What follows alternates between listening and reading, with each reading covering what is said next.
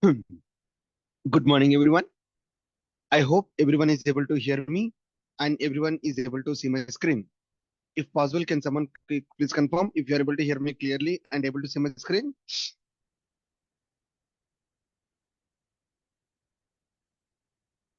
Yes, Guys, sir. can someone? Whatever. Yeah, thank you. Thank you, guys. Okay. So, in yesterday's class, what we discussed is we discussed about config server. So, what exactly the meaning of a config server is? When we have a large number of microservices and multiple instances of these microservices are running, if you want to change dynamically some configuration, okay, it might not be feasible way we need to do a manual activity. If we use internally actuators endpoints, we can push the dynamic configuration and that internally recycle the services, and we no need to have any manual approach. So mainly we can use Git or a file system or a database as a store for maintaining the configuration, which is managed by the config server. So this is what we discussed yesterday. And also we discussed a few question and answers yesterday. So this is what I have. Now today I'm going to, for 5 minutes, I'll discuss on config server and we'll go into the hands-on session.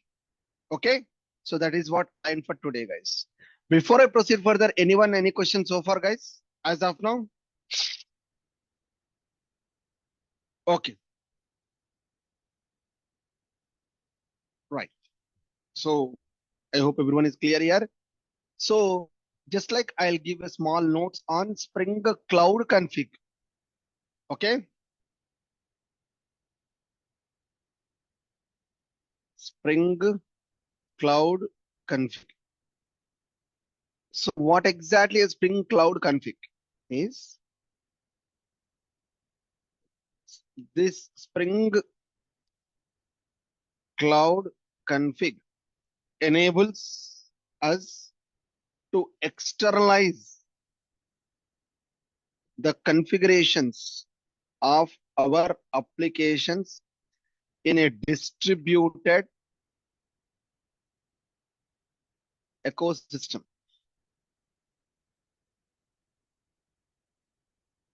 With config server, we have a central place to manage all configuration, all our configuration across multiple environments, across multiple environments. So, for example, what I can say is typically, okay, I have two microservices, assuming that, okay, I have two microservices, assuming that,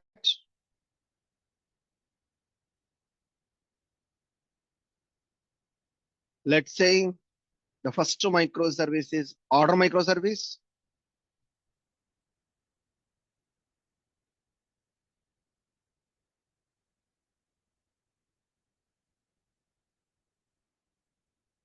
And the other microservice is payment service.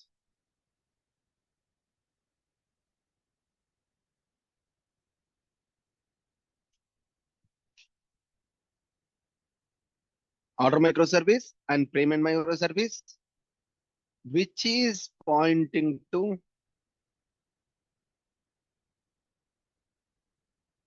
a cloud, cloud config server.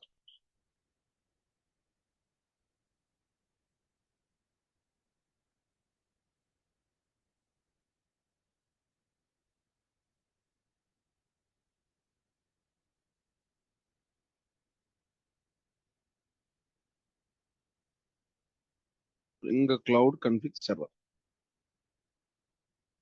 Okay. And this may point to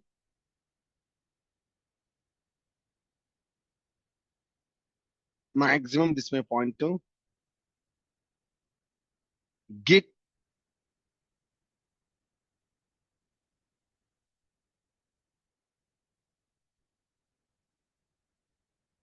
file system,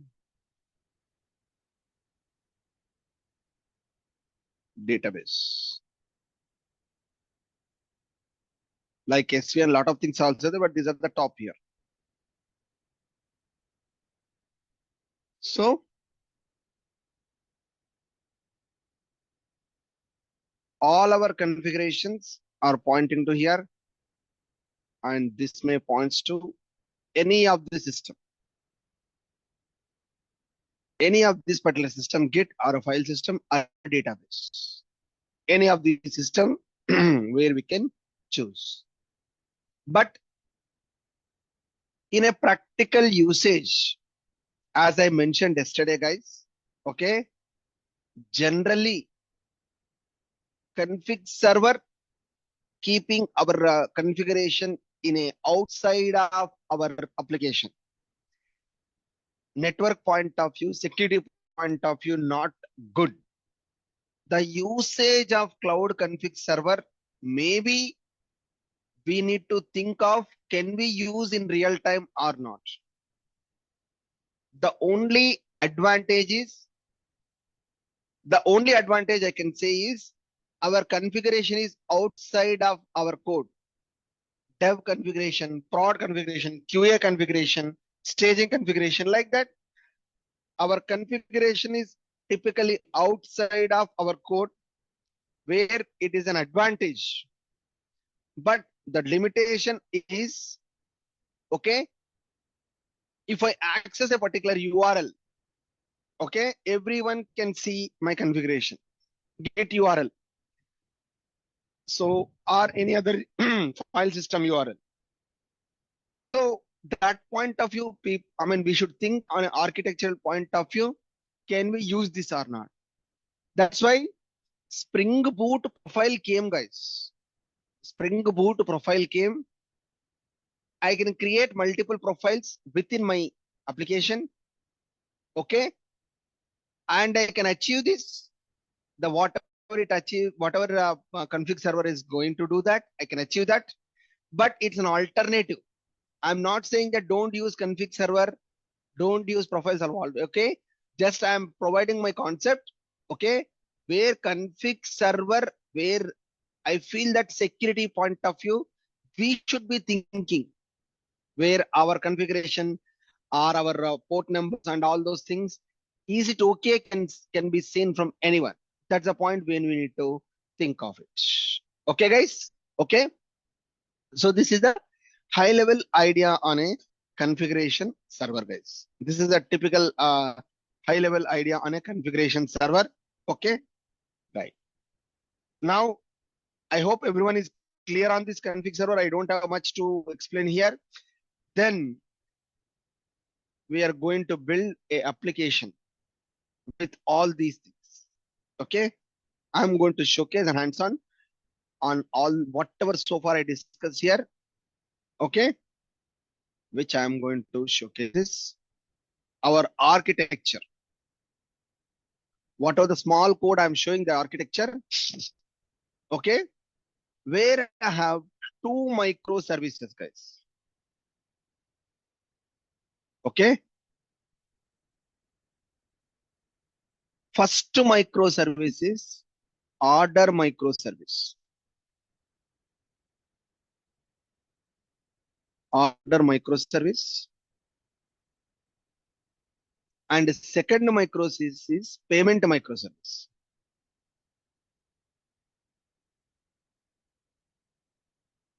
Okay. Order service as well as payment service.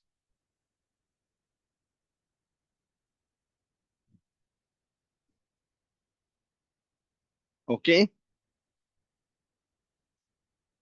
Where if order is created, this order will call internally payment service.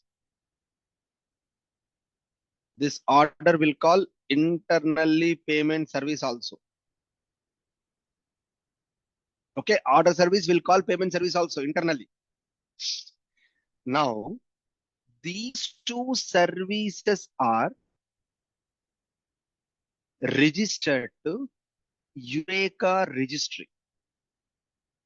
Okay.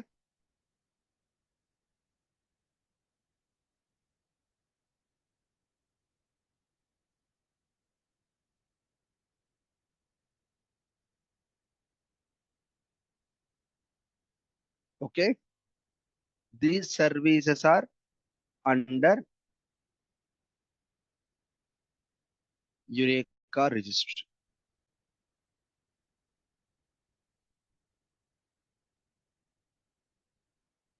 Eureka registry, where my order service is on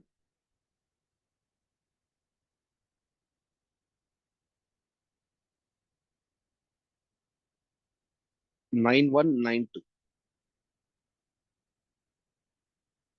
I registered order service.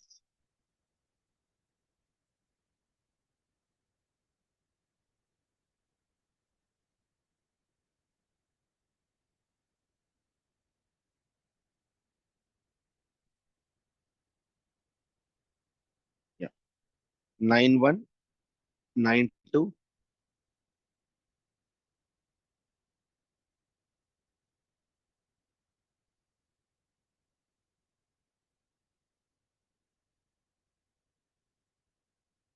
Also, payment service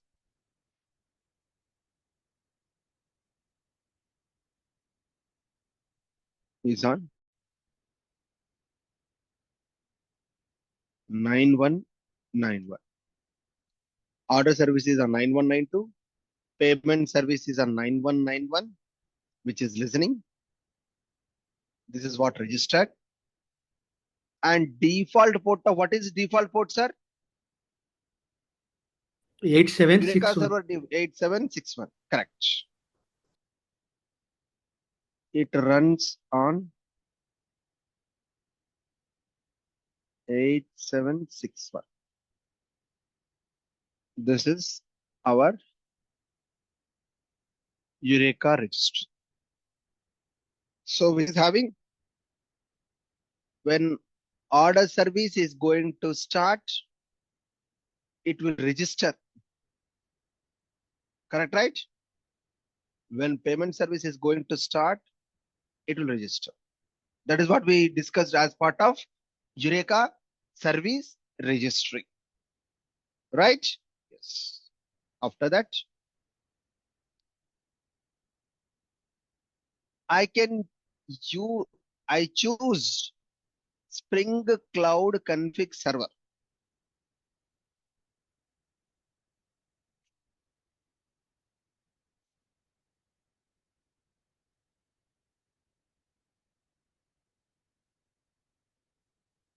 Okay.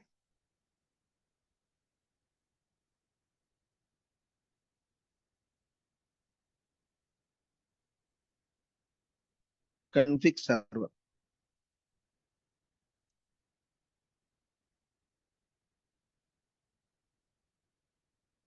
where my entire configurations are moved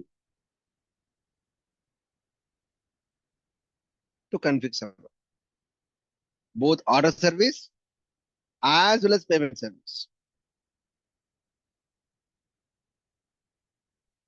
This entire configurations are moved, and I used Git.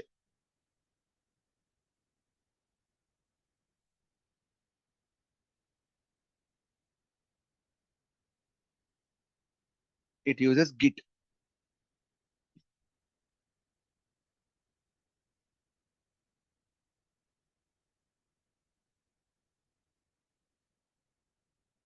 Okay.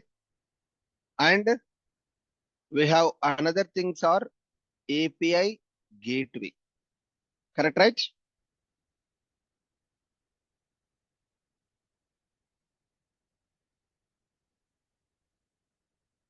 API gateway. I have taken a separate instance. I have not merged with Eureka registry. I have taken a separate instance. I mean, you no need to do that, but I have taken separate gateway here, which is equal to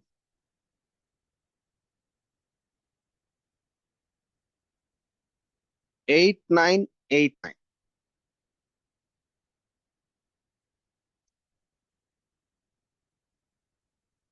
8989.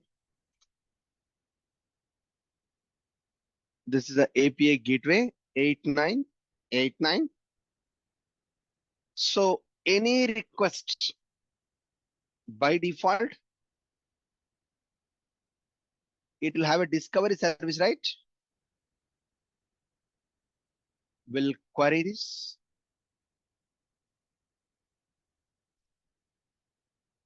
Who is going to query this? Discovery service.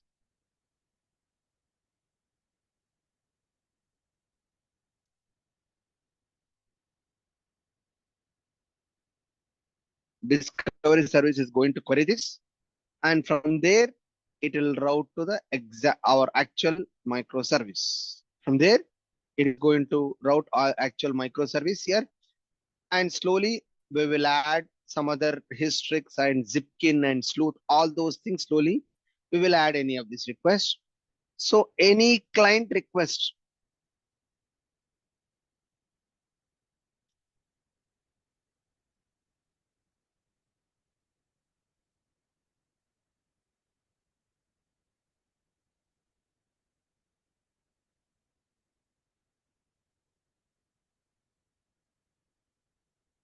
all requests,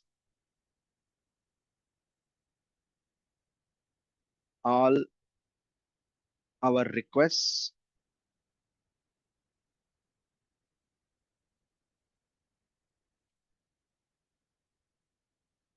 it may be Postman, Angular, external. All requests will route to gateway itself. Simple scenario I'm taking with the complete functionality where it is mapped. This is the typical architecture. Okay, where maybe I'll take here 9192.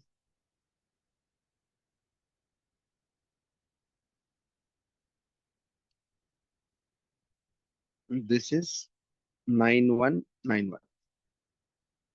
And also config server is on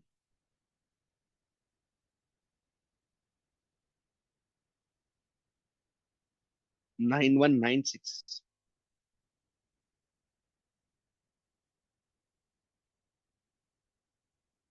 So I have given all the port numbers, guys. So this is a typical hands-on.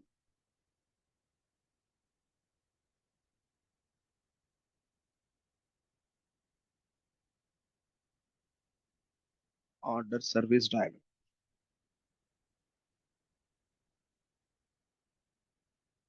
Okay. So far everyone is good, or any points here you want to any questions here so far?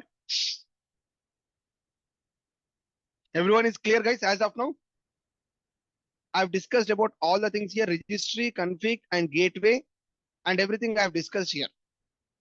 Now we are going to see the typical code here: order microservice and payment microservice. Sir, please forget about business logic, what we wrote inside order service. It doesn't matter here, correct, right? It's our business logic, whatever we'll write in order service. It's our business logic, whatever we write in the payment service. We are interested towards what? How they are getting connected with each other. How they are getting connected with each other. That is a typical point here. Completely end-to-end architecture where we will hit a request. It will go to gateway and read the data from config server, and Eureka register. It will be there here. It will be registered. Okay. And it is going to redirect the service. So from there, it is going to take it here. Okay. Right. Now we'll go to the code, guys. Before I proceed, any questions, guys? Yes. Sir, to write the code, it takes a lot of time, sir. That's why I already wrote a code and I want to walk through the code line by line. Sir, please increase the I'm going, font sir. I'm size. doing that only, sir. It is I'm not. doing that only, sir.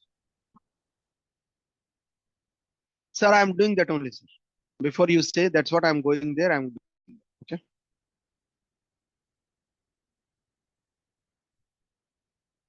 Right. Now the first one is I'm talking about order service. Okay. In an order service, just like I have a configuration. So something like I'll remove this configuration, guys. I don't require anything here. So what is my configuration is server.port. I hope everyone is having an idea difference between properties file and YML file. Okay. YML is also another configuration file, guys. Typically, YML is also another configuration file having a tree structure. I don't want to go into that details here. It's also having a tree structure. And I'm telling that this code should point to my service name is order service. Service name is order service. And the port number is this. And this is the entry I'm telling. Config imports. This is what I'm pointing to my config server. Okay. Which is available in 9196. Okay. Where I am mentioning my order service config import. Assuming that optional. What is the meaning of optional? For example, if this config service is having a problem or where it is not reachable or it is somehow uh, uh, we are not getting the data, then it will go with this kind of configuration. Whatever the Eureka configuration, whatever you have. So config server is available, it will go to that configuration server. Okay. So that's the meaning of optional on a config import. Whenever it started, it is going to import. So that is a application.yml, a simple configuration I wrote here. And I point to H2 database, guys. Okay. The reason of taking H2 database, sir, by default, I'm not worried on my business logic, whatever I wrote in order service. I'm not interested on the business logic. If I take again my SQL database, again, you need to change your user ID password. By default, I don't want to do that. That's why I've taken a in-memory database, which is H2. I've taken a in-memory database H2. Okay. So this is a configuration. So guys, my request is if you have any queries, ask immediately so that I can give some more clarity. Okay. That's also fine. At any point of time, you can interrupt me at any point of time. Next. And application.properties, I don't have any entries here. Okay. And I have one more thing is bootstrap.yml. So any idea, guys, why we'll go with bootstrap.yml? Two configuration files. Any idea, anyone? No, sir. Sir, why don't we write the same in application.yml only? Why we need to write bootstrap.yml, something like that?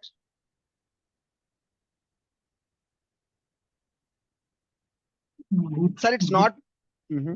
Bootstrap.yml, it is specific for that microservices only. Application.yml also specific to that microservice only. Application.yml also specific to that microservice only, sir. Okay. I'll tell you that. Sir, in a configuration, right, sir? Some properties are I am going to use in the microservice, like database connection, user ID, password, queue name, some of the things, right, guys? I will write my microservices dependent configuration in application.yml. If I have any external URLs, I need to call any external URLs that I'll keep in Bootstrap YAML. It's a best practice. It's not mandatory. Okay. All external URLs, Spring Cloud config URL, all external URLs, which I write here, application.yml, which I write here. It's not mandatory also. Just I am thought of giving application.yml and bootstrap.yml. Okay. Now I'll go into my pom.xml, guys. I've taken the latest version of Spring Boot. Okay. So JPA, starter web, Eureka client. That's what I told, right, guys? At a microservice side, we have a Eureka client here. Eureka client, which is going to call the registration service,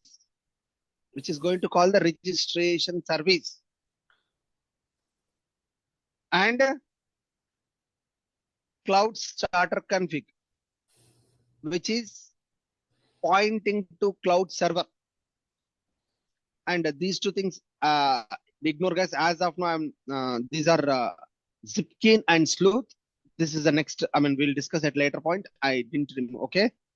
And H2 database, which I point here. Lambak I have not used here, guys. And MVC core, this also I didn't use any of these things. Swagger, some of the things I external added, but we don't require here. The main points are JPA, starter web, Eureka client, starter config, and H2 database. These are the default things which are available in our pom.xml.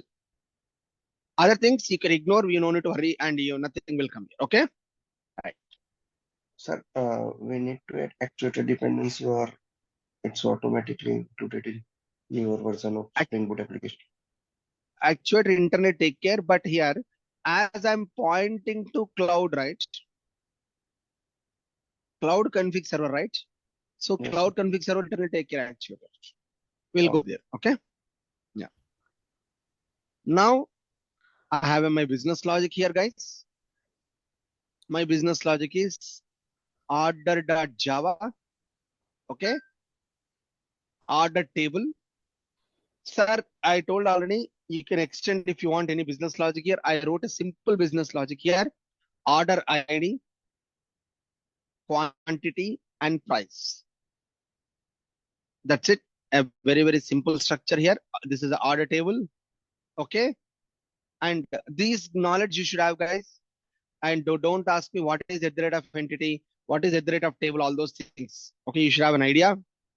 And order repository, JPA repository I have taken, so that all database operations will be part of this JPA repository. You don't need to write any code here. Okay.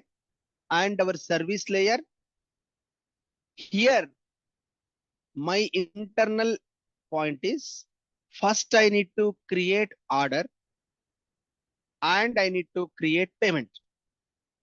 These are the two things I'm taking here. First I need to take order as well as I need to take a payment. Now, payment service. Okay, sir. Order service need to call the payment service. Okay. One way is I need to write the payments. I need to query from the Eureka registry. Correct, right, sir? I need to query from the Eureka registry. Correct, right? Generally, that is a practice here. Here I have taken cloud config service, right? Let me take from cloud the payment service details. Okay. So first of all, internally I wrote a logic, sir. Order service will create order. Payment service will create payment. So order service will have a different database. Payment service will have a different. Both are two different databases. Both are two different databases. I created a schema per microservice. Order service its own database. Payment service its own database here. So where I am getting this value microservice dot payment service dot endpoints dot endpoints dot URL from a config server. I'll explain how to get it. Okay. This value will be retrieved from config server at runtime. Okay. Sir, you don't have any configuration within service. We don't have any config with in this microservice. Just I want to write a note here. Understand, guys? I'll tell you how this service is going to retrieve at runtime. Okay. And at the rate of refresh scope. This is what I told, right? Actuator / refresh.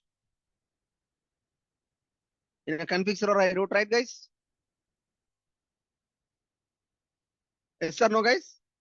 So there is an annotation called as refresh scope. Whenever there is a change in this value, automatically this URL will be updated. That is achieved. You no need to write a code here, refresh scope, but it's not a best practice in a performance point of view. But I will ignore, guys. I don't want to go into why it is not that. Okay. But here refresh scope is a point. Whenever there is a change in URL, I'm going to use here. And REST template, I'm going to use here. REST template. We have a lazy, means don't load the REST template at runtime. Because Spring Boot application, what it have, guys? What is the at the rate of Spring Boot application? What it has here? Enable auto configuration, right, guys? Enable by default Bootstrap class will have enable auto configuration. Am I right, guys? Yes or no? So that it will load. When the Spring container starts, it will create that object. Exactly. Exactly. So it is going to load auto configuration, enable auto configuration, whatever the classes available in the Bootstrap class, Bootstrap sub package, Bootstrap package, and the system defined class will be loaded. Okay. So if I want to load whenever I require, not at the time of Bootstrap, the reason is if no hit to order service, first 10 minutes, we are not hitting order service. Unnecessarily REST template object is no more useful, right? So I want to load it whenever we require. That's a lazy we can write here. Okay. Right. So lazy means that time only REST template object is created. So this is what our, I hope this is okay. Now save order. This is the, I'm hitting, I'll hit this particular order, guys. Whenever my service layer here, transaction request. This is our DTO. DTO means our object. I'll get a JSON object with the order data, payment data. Okay, sir? Sir, from UI. Okay.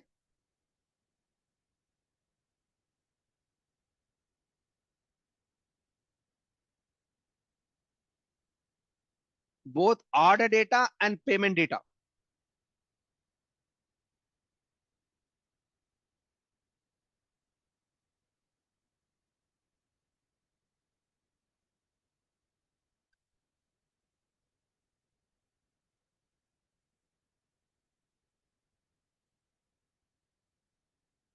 I'm going to give order and payment data.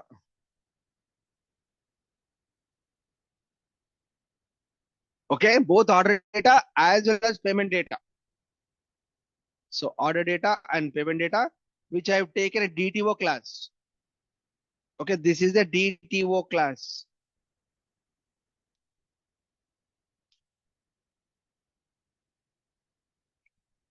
So that is the request I'm taking here. I'm taking order, I'm taking payment.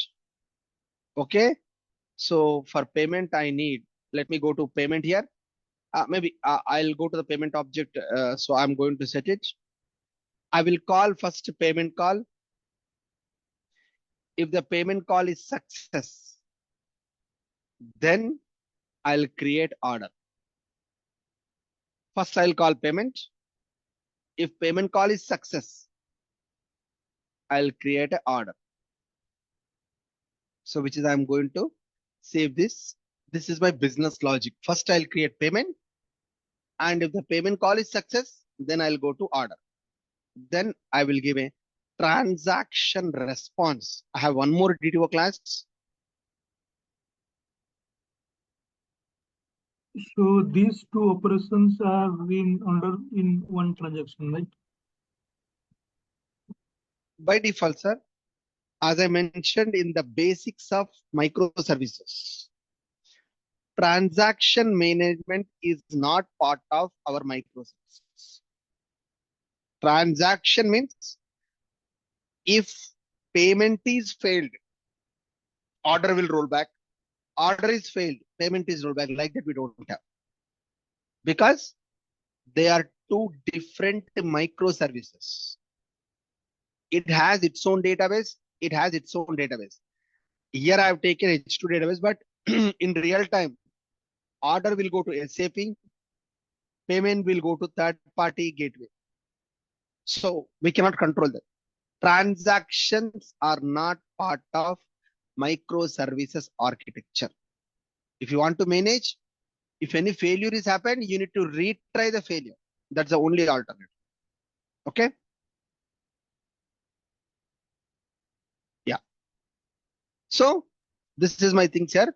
But here, guys, my payment object, this is another point here. My payment object, because I have taken a payment object, right, guys, here, I should have a similar DTO class. Okay. I should have some replica, a DTO class, payment ID, payment status, transaction ID, order ID, amount, some kind of DTO object at payment side. Because I want to talk to payment service, right? For payment service, I need to give some data. I need to give the data, right? Payment object I need to give, right? So that is the point here. I'm going to take here. I'm sending this payment object and this. So REST template dot exchange or REST template dot post for object, where I'm going to give a array. Okay. So here triggering payment service call.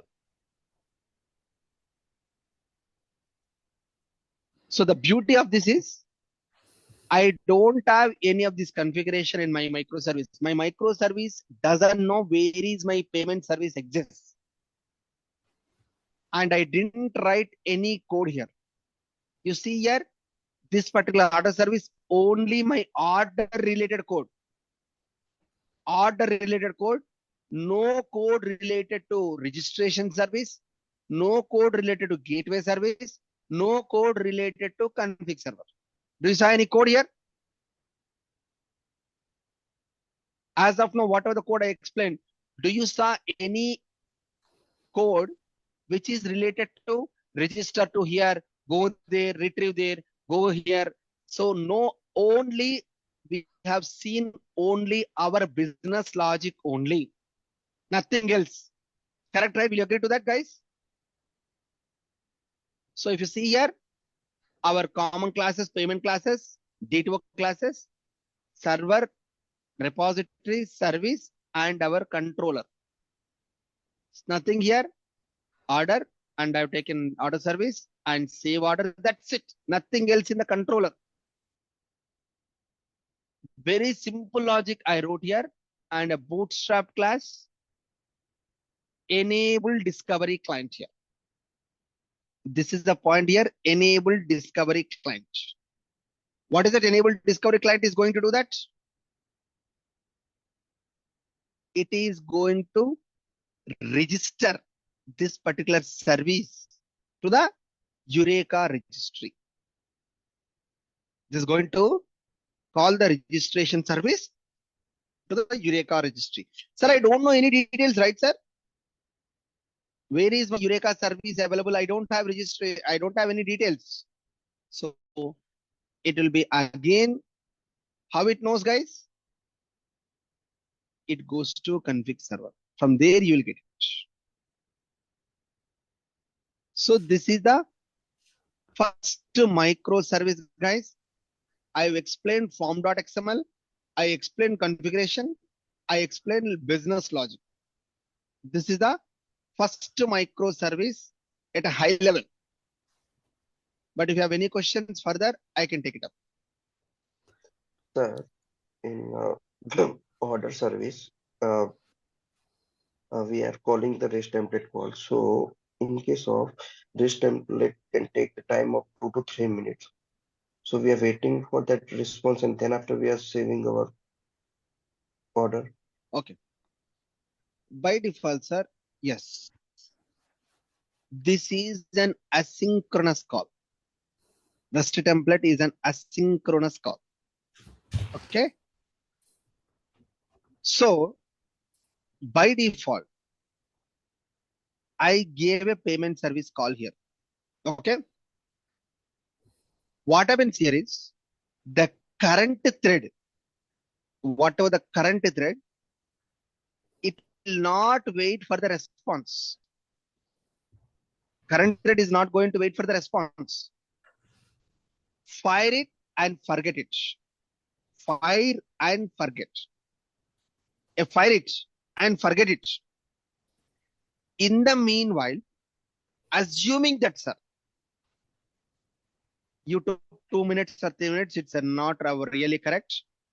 Any microservice in production usually should take 30 to 40 seconds.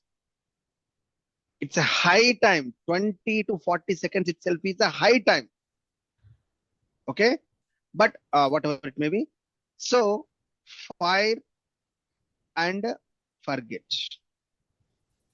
Now in between, as of now in this logic, I don't have anything here, but I have some logic, right, guys? Where order service logic, where I need to write some 30 lines of code. Okay.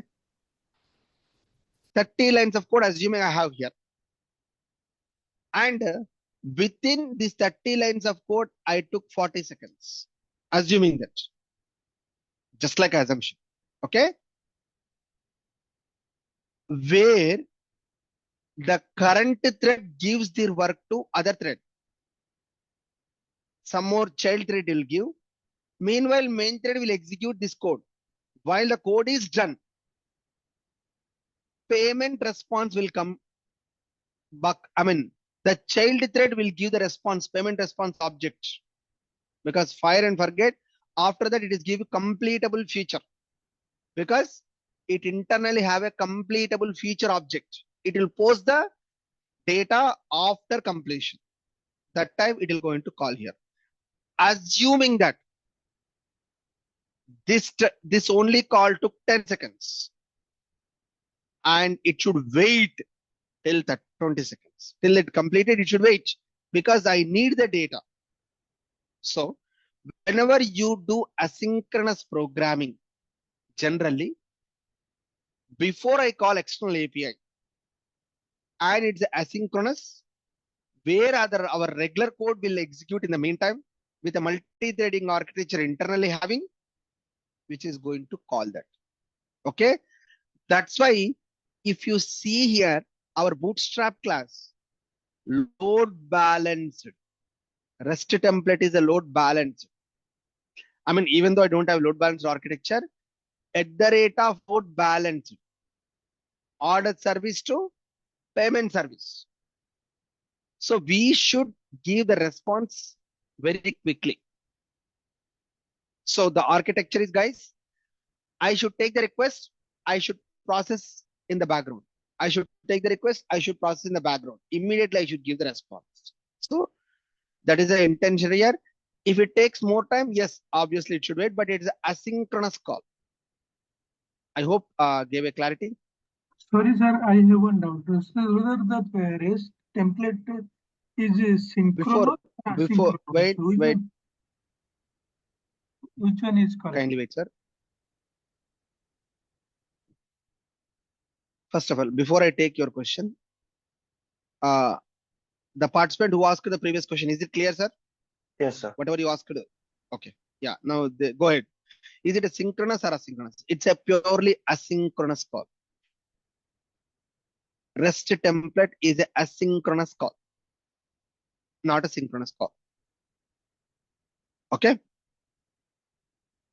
Yeah. Any other question as of now? No, but so there is one new API is called web client, right? So the difference between REST template and the web client is REST template is synchronous, but web client is asynchronous. It is like this only. What I read. By Yeah, default, sir. 1 second. Actually, to achieve asynchronous, we used to web client. By default, sir. If you But- make any, if you make any external call, okay, by looking at the code, you cannot see that it's a sync call or a sync call. In the background, it is async only, but we cannot see that actually. Where if you write any system.logger here, console.log or anything, automatically without this response, it will print here. Okay. But it's a purely asynchronous call. REST template is a asynchronous call. It is making a call here. The web service call itself is asynchronous call. And web client as well as fin client, these are available. Every call is asynchronous only, but it's a different architecture. This is my knowledge. Okay. But if it's not correct, I'll get back to you. This is my knowledge as of now. Maybe I'll check and I'll get back to you on this, whether it's a synchronous or asynchronous. Okay. Yeah. Sir, one question. Mm-hmm. You used like order is entity, okay? Okay. But payment is not entity. That is DTO, no? Correct. Why? Uh, Why like that? Yeah, there is no entities, no? Whatever I see in the code, there is no. You did not add Correct. entity. Why like that? Yeah, that's what I got a doubt. Can someone answer that question? Because it's a third party, we do not know we do not have access to the entity. Actually, I mean, we are assuming getting the that- information from the config payment server. is different service by itself, One- so we do not hold the entity object for it. Correct. That's correct. Okay. So the first point is order microservice is different. Payment microservice is different. Order microservice will have order entity. Payment microservice will have payment entity. Right? Yeah, correct. What is we discussed in a database design pattern? Every microservice should have its own repository, right? Order entity will be available in order microservice. Payment entity will be available in payment microservice. Payment DTO is only to call the payment service. That's it. I need to call a payment service, right? I need to have some kind of object, right? That DTO is only for triggering a payment service call. Like payment DTO, Okay. which are the payment in the services entity having similar columns. Can you show me, Yes. sir, that? Not exactly similar columns. What is your payment object? Okay, sir, I'll get a JSON object, right, sir? I'll call a order and payment object, right, sir? Here, the input, Yeah. the payment JSON object, whatever you are getting, that exactly equal to payment DTO. It should not match, may or may not match payment entity. Payment entity have lot of columns. I don't care all those things. But my payment DTO should contains the input of the payment JSON object. I'll show that. I'll show you there. Okay. Yep. Payment Sir, ID, but payment. Status. Yes. Transaction ID, order ID, and amount. That's it. Now let me go to payment entity just for the purpose. Okay.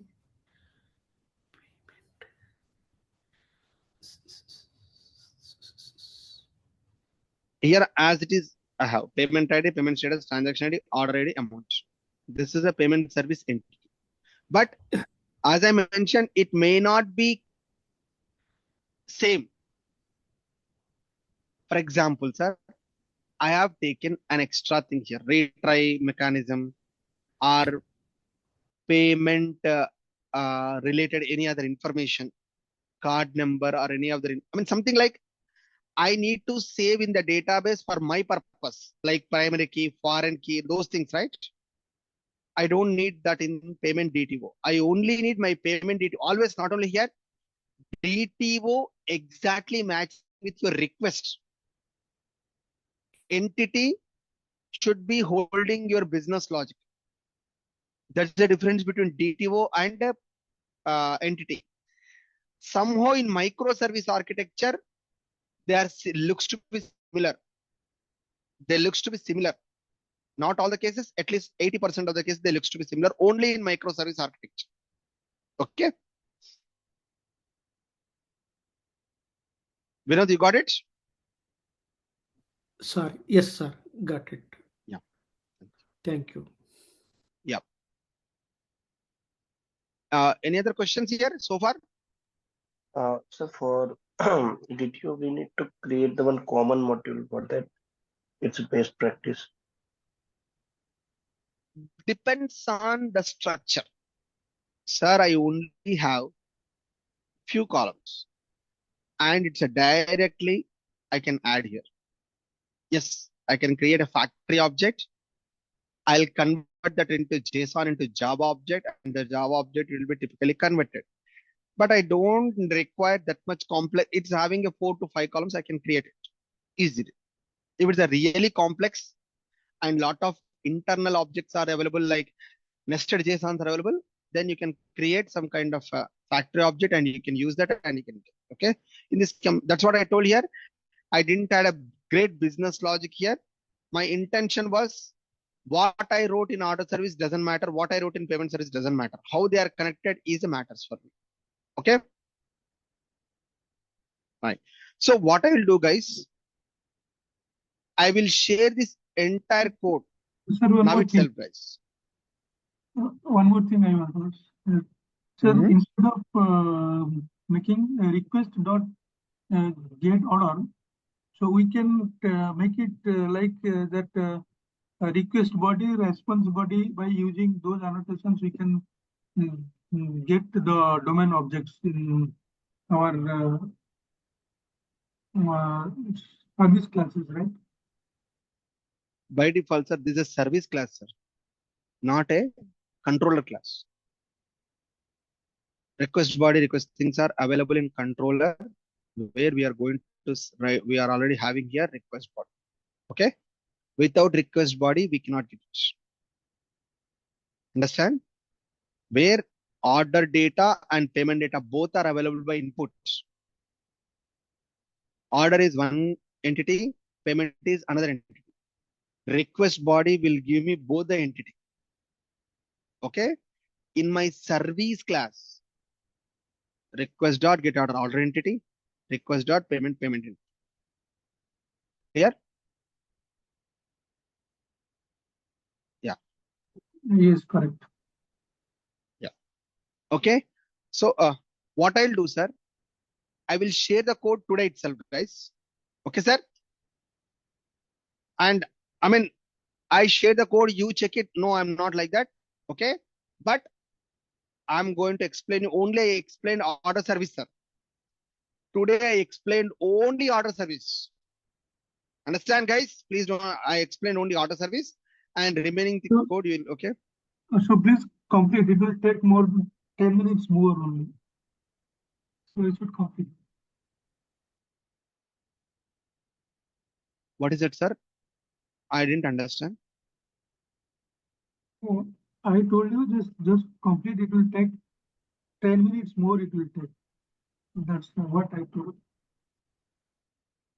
Sir, can someone tell me what exactly I am not understanding your voice actually. It takes more time to copy. That is what you're telling? No, no. What I'm telling is it will take 20 minutes more. So please complete that other service, please. Other service also. Can someone please explain what he is telling? I'm not getting actually. Anyone is getting what he's talking? Can someone help me what exactly the participant is talking? Could you repeat, please, what you are saying? Like the pen. Lease No, complete. It will take. What is lease complete? Sir, I don't want to waste your time here. Please don't mind. Let me. Vishwanath, registry pattern notes is missing.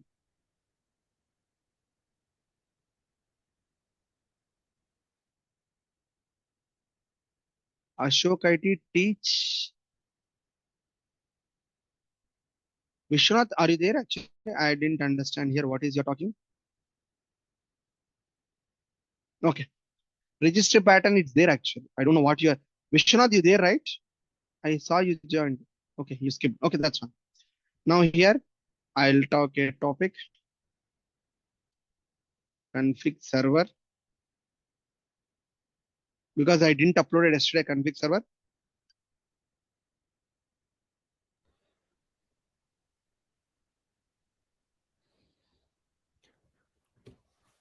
Sir, React.js course, when you started, sir?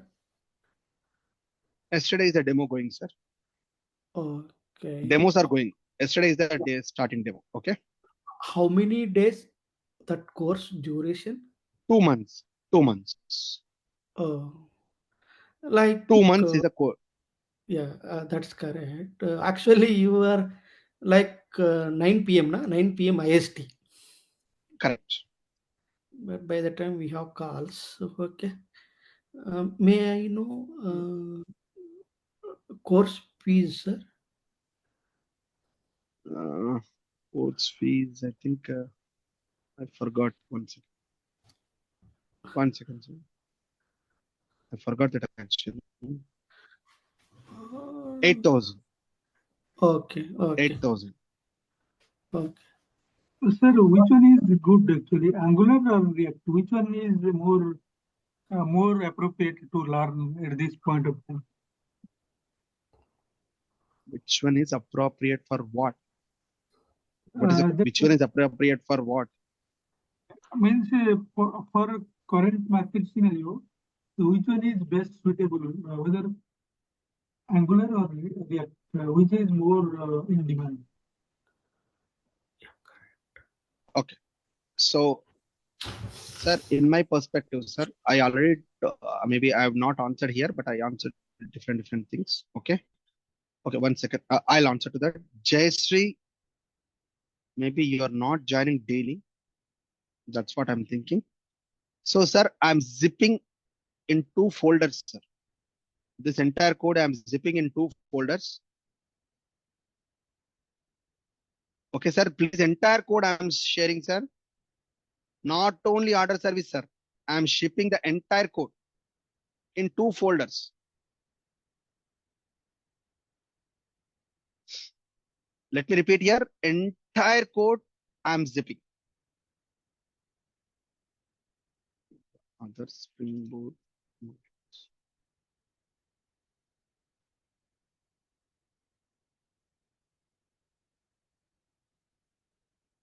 Jayashree, this is the code. Okay. You're not joining daily, ma'am. I missed Sorry last to three ask, actually. classes. Sorry, I missed the last three But classes. I gave this I gave long back actually. Fine, that's fine. No issues. Okay. Now, can you see whether you are able to join there? Yeah, 1 second. You can access everything here. Okay. Meanwhile, while she check React versus Angular. Okay, sir. In my perspective, sir, just only my perspective. Please don't generalize to common. Okay. My architect, current architect in my company, if client is suggesting React or Angular, how? I want to use lot of third-party libraries on the front-end side. Lot of third-party libraries if I want to take it in my project. I don't want to stick to a particular library or particular things which are provided. I want to use a third-party more, and also development time. I have a constraint. Then based on these things, React somewhat better. But here, Angular is a complete framework. Everything's are available in Angular. And all the tools in Angular, I can learn easily. But difficult on a coding part in Angular. Whereas React compared to Angular, little bit easy. But in my knowledge, both are equally having scope. Both are really equally having scope. 1 second, guys. 1 second, please. 1 second.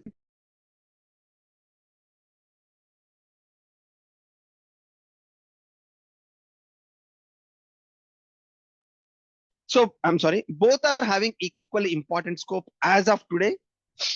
But in future, guys, both will have same equal importance. On a job point of view, both will have equal number of openings. But little bit Angular will dominate over React. Little bit, not much more than that. Okay. So if you say React, I have lot of libraries I can take it. In Angular, I need to go with what are provided by the framework itself. That's the only a small gap which I saw in my perspective. Both are equally important in my perspective. And somehow I like Angular than React. Somehow, that's it. This is my perspective. Okay. Ma'am, Jayashree, you have access to, you got access, right, ma'am? Yes, yes, I'm able to access it. That means Is there Java, the PPT does not have the entire patterns, right? It has just very few. No, everything is what, okay. Till now, Sir, whenever I started, There is a design Whenever pattern I- PPT. yes. Whenever I started from there itself, I have a notes. Okay, okay. I mean, Okay. The earlier classes also I'll add. Yeah, I got it. Only PPT is there. The previous classes code also I will add. Okay. Okay. In one location, you will get everything. I'll add because previously I uploaded to the Ashok IT portal. Now, the same portion I will add here also. Okay. Right. Okay, okay. Thank you. Yeah. sir, I am having one more doubt here. So React is purely JavaScript, but Angular is itself it is a framework, right? Correct. TypeScript. We can develop using TypeScript. Which one?